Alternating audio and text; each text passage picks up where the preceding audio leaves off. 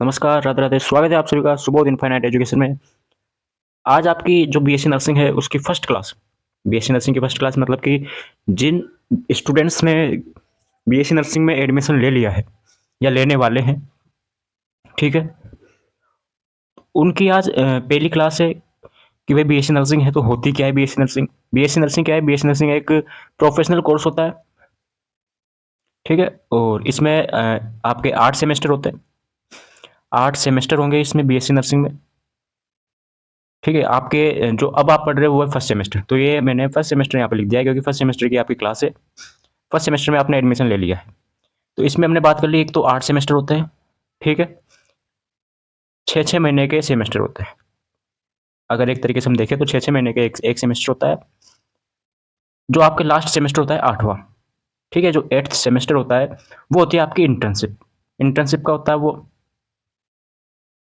मतलब कि उसमें क्लिनिकल पोस्टिंग लगती है। और जैसे फर्स्ट सेमेस्टर है, फर्स्ट सेमेस्टर में आप आए हो तो फर्स्ट सेमेस्टर में आई थिंक 160 आवर्स की आपकी क्लिनिकल पोस्टिंग लगती है। फिर जैसे आप सेकंड में पहुंचोगे तो सेकंड में आपके अप्रोक्स 300 के समथिंग 300 आवर्स की अप्रोक्स क्लिनिकल ड्यूटी लगेगी। थर्ड सेमेस्टर में पहुंचोगे तो उसमें आपको 480 घंटे की लगेगी ड्यूटी। क्लिनिकल पोस्टिंग की बात चल रही है। फोर्थ सेमेस्टर में आओगे तो फोर्थ सेमेस्टर में आपको 480 घंटे की लगेगी। तो ऐसे कर करके ये आपके अलग अलग सेमेस्टर में अलग अलग क्लिनिकल पोस्टिंग वगैरह रहती है, ठीक है। तो आज हम बात करने वाले हैं कि बीएससी नर्सिंग में जो आपके अब एडमिशन ले लिया, एडमिशन ले लिया तो हम देखते हैं कि इसमें आपको बताएंगे बेसिक इन्फॉर्मेशन के बारे में। बेसिक इन्फॉर्मेशन के बारे में बताएंगे। कुछ टर्मिनोलॉजी है जो बीएससी नर्सिंग में काम आती है। एना फिजियो पढ़ोगे उसमें भी काम आएगी, और आगे जो जो सब्जेक्ट पढ़ोगे उसमें भी काम आएगी। वाइटल साइन क्या होते हैं वो भी हम आपको बताएंगे इसमें। तो एक तरीके से ये देखिए, हम जो आज की क्लास है आपके, तो ये क्या है, ये आपके एग्जाम में तो नहीं आएगी, लेकिन जो आगे की जो स्टडी है, आप पढ़ाई करने वाले हो जो स्टडी है, उसको ये आसान बनाएगी, ठीक है। कैसे बनाएगी? जैसे introduction of anatomy and physiology. अब कुछ लोग तो ऐसे हैं, जैसे अभी अभी आप आए हो तो आपको अभी तक ये नहीं पता कि एनाटॉमी होती क्या है, फिजियोलॉजी क्या होती है। भाई बायोलॉजी पढ़ के आए हो, आप सबको ये पता है कि जो बायोलॉजी के जो सब्जेक्ट है उनको एनाटॉमी एंड फिजियोलॉजी में डिवाइड कर दिया। तो एनाटॉमी में किसको किया, फिजियोलॉजी में किसको किया। कुछ कुछ को आता होगा, लेकिन कुछ ऐसे हैं आपके 70% बच्चे ऐसे हैं जिनको अभी तक ये भी नहीं पता कि एनाटॉमी क्या होती है, फिजियोलॉजी क्या होती है। फिजियोलॉजी में हम क्या पढ़ेंगे, एनाटॉमी में क्या पढ़ेंगे।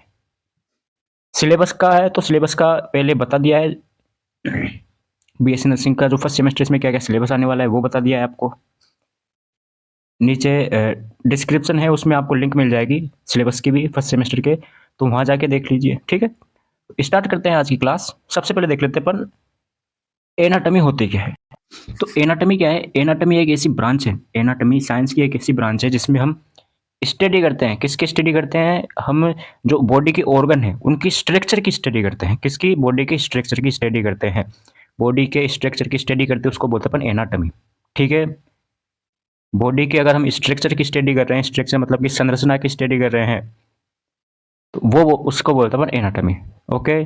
और अगर हम बॉडी के ऑर्गन की फंक्शन की स्टडी कर रहे हैं, फंक्शन की स्टडी कर रहे हैं, तो वो होती है फिजियोलॉजी। अब यहाँ पे फंक्शन लिख लो।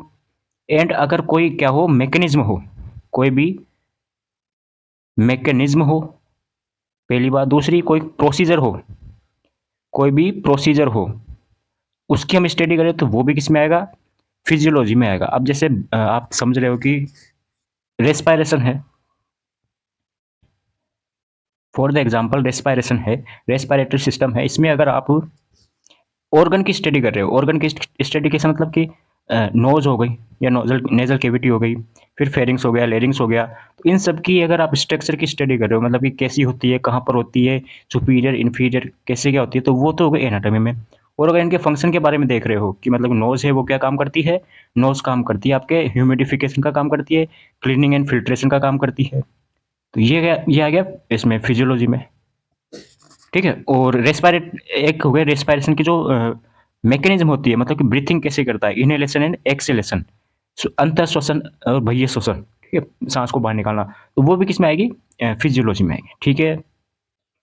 ये इसलिए बताया क्योंकि अभी तक कन्फ्यूजन था लोगों में, कमेंट आए थे और मैसेज भी आया था कि सर ये एक बार आप कन्फ्यूजन है वो क्लियर कर दो। तो अब कोई डाउट होगा नहीं होगा, फंक्शन क्या है वो फंक्शन, और एक तो हो गया फंक्शन, एक हो गया स्ट्रक्चर के बारे में। आगे चलते अपन अब बात कर लेते हैं अपन क्या सेल के बारे में। सेल, तो सेल की अगर हम बात करें, सेल क्या होती है आप सबने पढ़ रखा है, अभी भी आपके एग्जाम में आया होगा सेल के बारे में। कि सेल क्या है? सेल एक स्ट्रक्चर एंड फंक्शनल यूनिट होती है, संरचनात्मक एंड क्रियात्मक यूनिट होती है किसकी? बॉडी की क्रियात्मक एंड संरचनात्मक इकाई होती है, हिंदी मीडियम वालों। और इंग्लिश वालों के लिए क्या है कि it is the structure and functional unit of human body and fundamental unit of, ठीक है। तो सेल की बात करें, सेल क्या होती है? एक तो होगी सेल प्रोकैरियोट होती है, एक होती है आपके यूकैरियोट, ठीक है। ये आपको आपके सिलेबस में भी ये सेल है, टिश्यू है। जो फर्स्ट यूनिट है आपकी वो ये सेल, टिश्यू वगैरह, तो ये आपको करवा दी गई है, देख लेना। अपनी जो प्रोफाइल है उसमें प्लेलिस्ट में जाके आप देख लेना, सेल की आपको मिल जाएगी क्लास। ओके। अब बहुत सारी सेल मिलकर क्या बनाती है? टिश्यू बनाती है। सेल मिलकर टिश्यू बनाती है। टिश्यू की बात करें तो टिश्यू आपके 4 टाइप के हो गए। एपिथेलियल टिश्यू हो गया, कनेक्टिव टिश्यू हो गया जिसे संयोजी ऊतक बोलते हैं, मस्कुलर हो गया, ठीक है, और हो गया नर्वस टिश्यू। तो ये आपके 4 टिश्यूज होते हैं। हम देख रहे हैं अभी मोटा मोटा देख रहे हैं, मतलब ज़्यादा डीपली नहीं देख रहे हैं, एक तरीके से ऊपर ऊपर से देख रहे हैं। ज़्यादा डीप पढ़ना हो तो वो आपके क्लासेस डाल रखिए, और नहीं हो तो आप कमेंट करें, डाल देंगे, ठीक है। सेल हो गई, सेल से क्या बन गया? सेल से बन गया टिश्यू। बहुत सारे टिश्यू मिलकर बनाते हैं आपके ऑर्गन, ठीक है। बहुत सारे टिश्यूज मिलकर बनाते हैं ऑर्गन। ऑर्गन बना लिया, अब ऑर्गन मिलकर क्या बनाएंगे? ऑर्गन सिस्टम बनाएंगे। और ऑर्गन सिस्टम, जैसे ऑर्गन सिस्टम में क्या क्या आ गया? रेस्पिरेटरी आ गया, रेस्पिरेटरी सिस्टम आ गया, डाइजेस्टिव सिस्टम आ गया, रिप्रोडक्टिव सिस्टम आ गया, लिम्फेटिक सिस्टम आ गया, कार्डियोवास्कुलर सिस्टम आ गया। ये आपके ऑर्गन सिस्टम हो गए। और ऑर्गन सिस्टम, बहुत सारे ऑर्गन सिस्टम मिलकर बनाते हैं अपना ह्यूमन बॉडी। जो हमारी बॉडी है वो बहुत सारे सिस्टम से मिलकर बनी होती है। जैसे हमारे कहीं पे रेस्पिरेटरी है, कहीं सेंसरी ऑर्गन हो गए, ठीक है। तो ये सभी अपनी एक बेसिक इन्फॉर्मेशन है, वो हमने आपको प्रोवाइड कर दी। आगे चलते हैं हम बॉडी कैविटी। एनाटॉमी में आता है आपके पास बॉडी कैविटी। भाई अब बार बार आपको ये थोड़ी बताएंगे भाई बॉडी कैविटी होती क्या है, डेफिनेशन क्या है। एक बार ही हम आपको इस लेक्चर में सब क्लियर कर रहे हैं बेसिक चीज़ें, जिससे आगे आपको प्रॉब्लम क्रिएट ना हो। तो बॉडी कैविटी की बात करें, there are 4 types of body cavity. हमारे बॉडी में 4 कैविटी पाई जाती है। कैविटी मतलब एक तरीके से गुहा, गुहा बोलते हैं जिसको अपन इंग्लिश हिंदी में। कि जो बॉडी की है, बॉडी के अंदर 4 कैविटी पाई जाती है। कौन कौन सी होगी? क्रेनियल कैविटी हो गई, thoracic cavity, abdominal cavity and pelvic cavity. तो ऐसे करके ये 4 कैविटी पाई जाती है। जो क्रेनियल कैविटी होती है, क्रेनियल मतलब कि जो अपना सिर है, ठीक है, जो ये जैसे ह्यूमन बॉडी है, मान लीजिए ये अपना शरीर हो गया, ठीक है। तो जो ये वाला हिस्सा है ये होता है क्रेनियल में आता है। मतलब कि जो हमारा सिर वगैरह है वो सब किस में आता है? क्रेनियल में आ गया। तो क्रेनियल कैविटी के अंदर क्या क्या आता है? इसमें आता है ब्रेन आ गया, पिट्यूटरी ग्लैंड आ गई, पीनियल ग्लैंड आ गई, हाइपोथैलेमस आ गया, एटसेट्रा, जो भी हमारे क्रेनियल कैविटी के ऑर्गन हो गए या पार्ट हो गए। फिर आती है अपने पास थोरेसिक कैविटी। थोरेसिक मतलब कि जो चेस्ट के पास है अपना, ठीक है, ये वाला हिस्सा ना, ये वाला हिस्सा, ये होता है थोरेसिक कैविटी। थोरेसिक केज हो गया। तो इसमें क्या क्या आता है? इसमें आता है आपके पास लंग्स आ गया, फेफड़े, ट्रेकी आ गई, और हार्ट आ गया, हृदय आ गया, दिल आ गया, ठीक है। ये सभी किसमें आता है? ये होता है थोरेसिक कैविटी के अंदर। एक होता है एब्डोमिनल कैविटी, सबसे लार्जेस्ट जो कैविटी होती है, लार्जेस्ट सबसे बड़ी जो कैविटी होती है वो होती है एब्डोमिनल कैविटी। पेट का हिस्सा, जो पेट का हिस्सा होता है ना, वो होता है एब्डोमिनल कैविटी। इसमें आ गया इंटेस्टाइन आ गया, आंतें आ गई, स्टोमक यानी पेट आ गया, लीवर आ गया, पेनक्रियाज आ गया, गॉल ब्लैडर आ गया, एटसेट्रा ऑर्गन्स इसमें आते हैं। And last one is pelvic cavity. Pelvic cavity जो पेट के नीचे का जो हिस्सा है वो आता है आपके पेल्विक कैविटी में। इसमें आ गया रिप्रोडक्टिव ऑर्गन्स आ गए, जनन अंग आ गया, यूटेरस आ गया, ठीक है, मूत्राशय वगैरह। एक आता है आपके पास डायफ्राम। डायफ्राम देखा होगा आपने, रेस्पिरेटरी सिस्टम में पढ़ रखा है, डायफ्राम पढ़ रखा है ना। तो जो डायफ्राम है वो कहाँ पे पाया जाता है? क्वेश्चन आ जाए डायफ्राम कौन सी कैविटी में पाया जाता है? तो डायफ्राम जो थोरेसिक कैविटी है और एब्डोमिनल कैविटी है, इन दोनों के बीच में पाया जाता है, ठीक है। Thoracic cavity and abdominal cavity इसके बीच में पाया जाता है ये। कोई डाउट हो तो कमेंट जरूर करें। अब कुछ टर्म्स है जो आगे आपको ये अब आगे थोड़ी कहेंगे कि भाई कि हिंदी में थोड़ी बताएंगे आपको भाई, टर्मिनोलॉजी का यूज करेंगे। जैसे कि फर्स्ट टर्मिनोलॉजी है यहाँ पर एंटीरियर। एंटीरियर का मतलब होता है फ्रंटल यानी आगे का पार्ट। कोई भी चीज है उसमें अगर एंटीरियर आ गया तो उसका मतलब क्या हो गया, आगे। आगे का जो पार्ट है फ्रंटल जो एरिया है वो आता है एंटीरियर में। जैसे एग्जाम्पल हो गया हार्ट, हमारी बॉडी के जो एंटीरियर पार्ट है उसमें आता है हार्ट। ठीक है। पोस्टीरियर, पोस्टीरियर का मतलब होता है पीछे वाला पार्ट, जिसे बोलते हैं बेक या डोर्सल। तो बेक है उसमें क्या गया आपके वर्टिब्रा आ गया, मतलब रीढ़ की हड्डी है वो आपके पीछे की साइड है आपकी बॉडी का पोस्टीरियर क्या हो गया, वर्टिब्रा हो गया। फिर आता है लेटरल। लेटरल का मतलब होता है साइड में। लेटरल का मतलब क्या हो गया, साइड में। साइड में जैसे आपके आ गया अपर लिम, अपर लिम मतलब कि हैंड्स, और लोअर लिम्स मतलब कि आपके पैर हो गए। तो ये आ गया लेटरल। एक होता है सुपीरियर। सुपीरियर का मतलब कि जो आपके ऊपर के जो हिस्से है, सुपीरियर का मतलब होता है ऊपर। बोलते हैं ना कि यार वो तो बहुत सुपीरियर है, सुपर है, मतलब सुपर का मतलब ऊपर। तो ये क्या हो गया, सुपीरियर का मतलब हो गया जो अपर ऑर्गन्स आते हैं, अपर जो भी चीजें हैं, अपर आइटम्स वो सभी आते हैं सुपीरियर में। इन्फीरियर का मतलब होता है लोअर। जैसे लोअर लिम्ब हो गया, पैर हो गए लोअर लिम्ब, तो वो कौन सा है, वो हो गया इन्फीरियर पार्ट। ठीक है। नेक्स्ट आता है पैथोजेनेसिस। पैथोजेनेसिस, अब इसको हमने क्लासिक डिवाइड कर दिया पैथो एंड जेनेसिस। जेनेसिस का मतलब कि प्रोड्यूस करना, पैथो मतलब कि पैथोजेंस मतलब कि बीमारी। तो पैथोजेनेसिस क्या होता है, कोई भी बीमारी पैदा करना। तो जो पैथोजेंस होते हैं, पैथोजेंस क्या होते हैं, जो बीमारी पैदा करते हैं, डिजीज पैदा करते हैं, इलनेस करते हैं, इन्फेक्शन करते हैं। तो जो पैथोजेंस है वो हमारी बॉडी पर क्या करेंगे, इफेक्ट डालेंगे, जिससे हमारी फंक्शन और जो स्ट्रक्चर है वो बिगड़ जाएगी। ये होता है पैथोजेनेसिस। थ्रोम्बोसिस, थ्रोम्बोसिस क्या होता है, थ्रोम्बोसिस मतलब कि रक्त का थक्का, blood clot in blood vessels. Blood vessels है, ब्लड वेसल्स कौन कौन सी होती है, आर्टरी होगी, वेन हो गई एंड कैपिलरीज हो गई। इनके अंदर अगर ब्लड क्लॉट हो जाए तो वो कहलाता है आपके थ्रोम्बोसिस।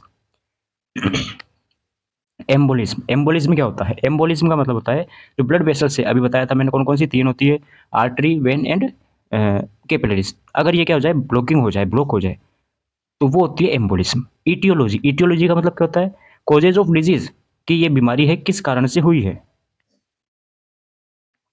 आप आगे पढ़ोगे, एमएसएन पढ़ोगे, एमएसएन सब्जेक्ट आप थर्ड सेमेस्टर में पढ़ोगे, उसमें आपके बहुत काम आएगी ईटियोलॉजी, भाई किस कारण से कौन सी डिजीज हुई है। एक्यूट, एक्यूट का मतलब होता है कोई भी डिजीज हुई है, कोई भी बीमारी हुई है, वो शॉर्ट ड्यूरेशन के लिए हुई। जैसे आपके कोल्ड हो गई, जुकाम होती है, जुकाम हो गया, फीवर हो गया, बुखार आ गया, तो वो होता है एक्यूट बीमारी में, छोटे टाइम के लिए होता है वो। एक होता है क्रोनिक, क्रोनिक का मतलब होता है लॉन्ग टर्म ड्यूरेशन, लंबे टाइम के लिए कोई बीमारी हो रही है। जैसे आ गया एग्जाम्पल एड्स एंड टीबी।